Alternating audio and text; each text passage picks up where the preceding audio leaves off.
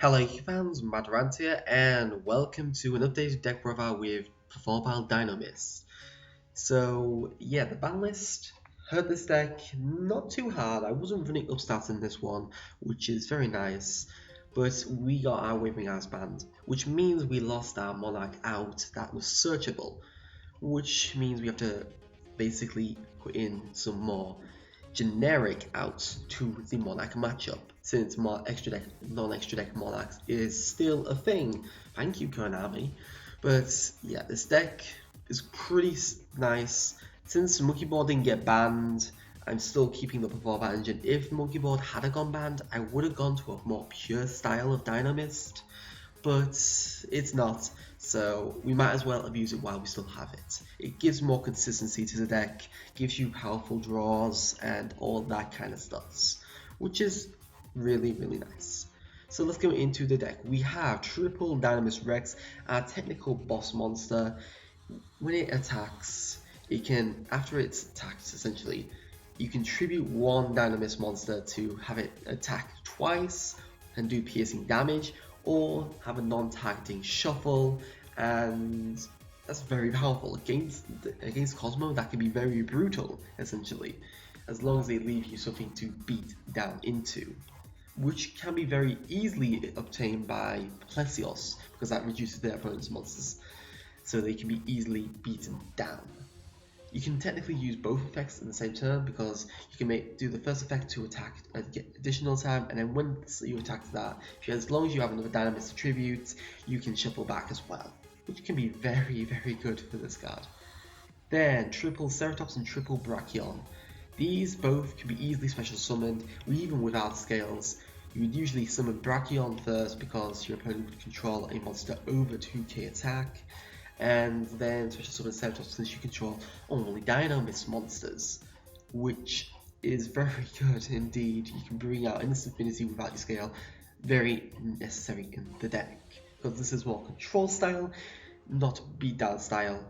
There will be a link in the description to a beatdown style OCG Dinomist deck, which is pretty nice, more or less translatable to the TCG with some minor adjustments for our climate at this time, but it's a very good deck. It's a very good deck, and might as well show you guys as well in case you guys haven't subbed that person yet. So yeah, onto level 4s. We have Triple Dinomist Terran.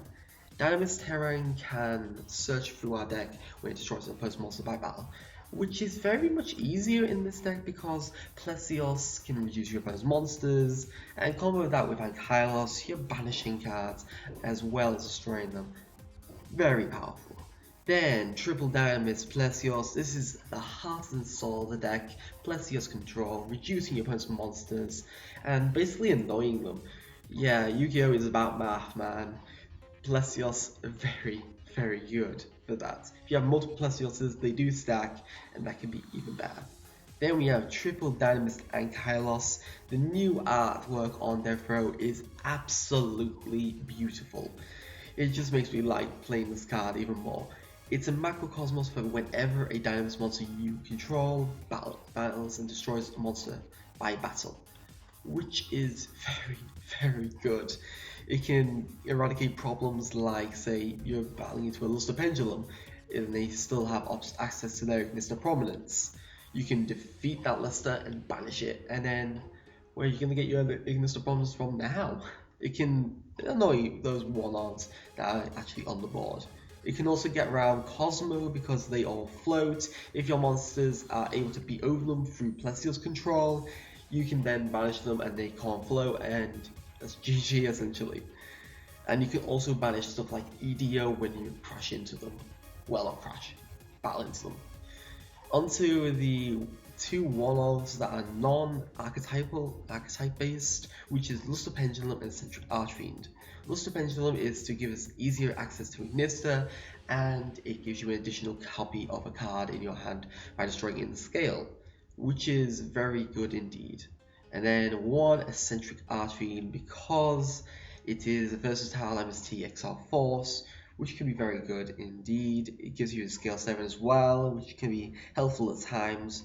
The only problem with her, she can't react to an anti-spell fragrance, so MST is still necessary in that sense. Not to mention, you don't always have your scale free, so you could end up dead drawing a situation when you actually need her. So she's a one in this deck. Then we have the Performapal engine. We have one monkey bot. It's still legal. What the hell, Konami? I play Performation. I play Draco Pals, I should say, and not Performation Pals. We don't have those anymore. I play Draco Pals, and I still think this should have been banned, even if it does hurt the deck quite effectively. But I'm thinking the Waving Eyes ban kind of resolves getting Monkey Board. It's just, but it's an instant one card scale that you can instantly top deck. Could be very powerful. And with Ignite Reload, you have more chance of getting this by shuffling back your Dynamists and drawing the same amount and one more card, which can be very good. Instant scales, always good in the game of Yu-Gi-Oh! One Joker because it can search out Monkey Board. Simple as that. One Drummerilla. Originally this was part Naga, but someone in my last video referred to this card over Naga, which I totally agree. I can't actually search Naga in this build, but I use Naga just as the generic one that you can search out for King of the Feral Lips. Since we don't have King of the Feral Lips in this deck, Drummerilla does it better. It can increase your monster attack by 600 when it battles, and it can be a versatile level 4 or level 5 depending on how you get it out on the board, which can be very, very good. Then we have Triple Pendulum Sorcerer, still at 3 in TCG. Also surprised about this. It can double search essentially, which can be very powerful for the deck. Then 2 Lizard Draw. Lizard Draw is part of our draw engine to draw extra cards and basically put a greed in this deck. 1 Parrot Trio. Parrot Trio has the ability to change the scale from 2 to 7 if you have a Performapal, Magician or Dice in your other scale, which can be very good. It is technically a pseudo monkey ball in that sense, because it is a perfect scale. It can complete your scale essentially and do a lot of things. So Parrot Trio is very, very nice. It comes out in the new starter deck for 2016, so very good. Definitely keep your eyes out for those cards. Then we have Wongi Turtle, part of our draw engine. Since our levels are under scale 6, it's very easy to use the guitar to draw combo. If they had been level 6 or higher, then we would have had to use Odd Eyes Unicorn, which we don't have to this time. Then we have our spells and traps. We have triple MST, mark outs, quick play spells that can get react to anti-spell fragrance, and yeah, essentially very good. We always need to keep these. I would never suggest Twin Twister for a Pendulum deck unless it has some orientation to the graveyard. Draco Pals can technically use Twin Twister, but it's still not advisable. This deck, I would never suggest it for. MST still does it better, and Cosmic Cyclone in the side deck as a substitute for this, for a Pendulum matchup. Next is a card that I actually completely forgot about in all my Dynamist builds, which is Limited Removal. This is a very powerful card, doubles your attacks for all your machines, and destroys during end phase, chargeable at the back. Very, very good indeed. I really can't believe I forgot about this card. Then one Ignite Reload, shuffle back those pendulums that you didn't want, and draw the same amount of cards plus 1. You can't draw cards by card effects for the rest of the turn, so you can't do this draw Turtle combo, but you don't have anything else like Upside Goblin in this deck, so it doesn't have much of a restriction. Plus an extra plus 1 you could draw into your monkey board. Then triple Dynamist Charge. When it's activated, you add one Dynamist monster from your deck to your hand, which is basically technically the deck. But when a Dynamist card on the field is placed into your extra deck face up, you can add one of those to your hand. It's a mandatory effect, so if you have like 3 charges and only one goes to the extra deck at one time, then you've used all 3 charges, which is annoying. But if they didn't, I think this could be starting to borderline break the game. Not too bad, but borderline overpowered, I should say. Next is one Dynamic Power Load. The problem with all the archetypes that came out in the Dragon Slayer arc is that their field spells are not searchable from their archetype, and shares this restriction, which is annoying, but it is one of the better field spells. When a Dynamist monster you control battles, cards cannot be activated in response until the end damage step, I should say.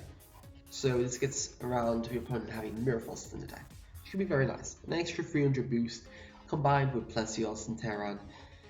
Very, very powerful indeed. Then we have Treacherous Trap Hall.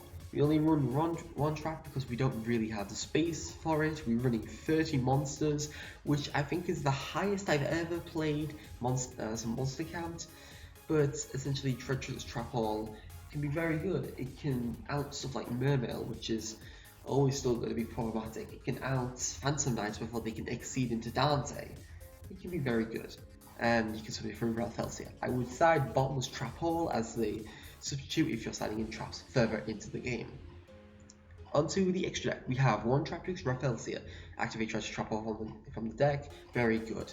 One Abyss Dweller. This is even better than it is in most decks, because if it's got water material, it powers up all other waters, well, all waters by 500 attack points, which is very powerful indeed. It also can be annoying for Monarchs and Phantom Knights and Burning Abyss to play against, because it stops them activating their effects in the graveyard. Yay! A very good card. Then, Majestic Paladin. This is a new card to be put into the deck. I didn't need it at the point where we had Wavering Eyes, but now we don't have it. We need a way of searching out Luster Pendulum or Eccentric Archfiend or Monkey Board. This is our way of doing that. Plus it can special summon Luster Pendulum from the extra deck, which is good too. Then Diamond Direwolf, instant spot removal. Castell, instant spot removal. Ragnar Zero, to do it more control style with Plesios, because it's reducing all their monsters. You're gonna have targets to blow apart with her, which is great. Plus she's war attribute. Then we have one number 37, Hope Woven Dragon Spider Shark. Such a mouthful. I wish they would have changed the name, but this is a really beautiful and powerful card. When any monster declares an attack, you can detach a material and reduce all monsters your opponent controls by 1,000 until the end of the turn, which can be very, very powerful indeed. Because you combo that with Terra, it can beat over Monarchs if you have something like Plesios or Dynamic Power Load in play. Very good indeed. Or you can just crash. Still good. And it's a 2600 beat stick, and when it's destroyed by card effects or battle, it allows you to reborn a monster from your graveyard and special summon it. Well, reborn a monster from your graveyard and special summon it. That makes no sense. But yeah, it's a pseudo Caller Haunted. Can be very nice, particularly if you're overlaying for Cyber Dragon Affinity. And speaking of Cyber Dragon Affinity, hello, you're back here. We use 2 Infinities and 2 Novas in this deck, mainly because this deck is more control style over beatdown style. It can bring out 2 Infinities in one game, so why not have this access? It's a very good card, and it's only like 25 quid in the TCG right now, in the UK TCG right now. So it's not like it was back in January, where it was a very expensive card. Infinity isn't too expensive, so you can sometimes get 2 of these, which is great. Or you can have luck and pull it, because I actually pulled one last Saturday as price support for regional, which was really funny because I only got 2 packs, and two of my friends got 5 packs each, and they didn't even get anything good even as an ultra. So yeah, you may be able to pull it. Very good indeed. Then we have one Volcasaurus, instant spot removal, burn damage. We don't run Crystal Lancer just because it doesn't look like it's ever going to come out to the TCG. This all confirmed in TCG. They confirmed coming to the TCG. It's not likely we're going to get Crystal Zero Lancer anytime soon, because we're still missing all our shaft support, which is really annoying. But might as well not use her at the moment. We don't really have the space. Had to put in Ragnar Zero, so I don't really have space for her, but it's still a good card. Then we have our Synchro, Ignis of Prominence. It's basically just very good in the Pendulum matchup. Non-targeting Shuffle, out to Cosmo, very good. Then we have one Dynasty Power. Since we only have one Dragon Slayer, we don't need to run many of these. It protects your scales and monsters from being destroyed by our card effects, which is very nice. And then one Barbaroid for when Nova is destroyed by a card effect, say Solemn Strike. You can bring this Beatstick out, and it is an out to Cosmo again. We just need to stop that Cosmo, because they are one of the strongest decks in the game right now. To finish off this video, I'd like to talk about a few cards that you could use that I didn't use in this deck. The first of these is Dinomist Spinos. For me personally, I don't like a beatdown style, so I didn't really need Dinomist Spinos. It doesn't extend anything further. It can do double attacking. It can have some nice combos, but it's just not exactly what I need it to be. If it could have been special summon as well, it would have definitely been in this deck. But for now, while it's still Performapal, I am not using Spinos. And then we've got Stegosaurus, which is quite nice. It's a generic pendulum effect to destroy two pendulum monsters that are battling each other, which is alright, but it's not very necessary in the deck. Dinomist Rush, especially something like your Dinomist from your deck, it's alright again. It would be better in a TCG build because we don't have Ankylos at the moment, but now we have Ankylos, we don't really need this. It doesn't give you that much plus from it. And Dinomist Eruption is absolutely jank. And then we have the Solemn Gate. I haven't used the Solemn Gate because this is more orientated to fun, but it can be competitive. So that's why I never thought of putting in Solemns. I would prefer more Treacherous Trap Ball and then maybe Silence the Solemns. But since you're running such a low trap count, Solemn Scolding is more advisable over Solemn Strike just because it's more powerful. And then Solemn Warning is still Solemn Warning. It's still one of the best Solemn cards in the game. So yeah, I hope you enjoyed this update deck profile. I'll be having another updated deck profile for Shiranui, probably either today or tomorrow, depending on when this gets up. And yeah, if you want to see any of my decks updated for the April 2016 ban list, leave them down in the comments below and make sure to do so. And yeah, thank you for watching. Please like, subscribe, enjoy this if you want to see further content. Please like my Facebook page, which is in the description below, to see when I'm streaming. And yeah, thank you for watching. Madarant, signing out.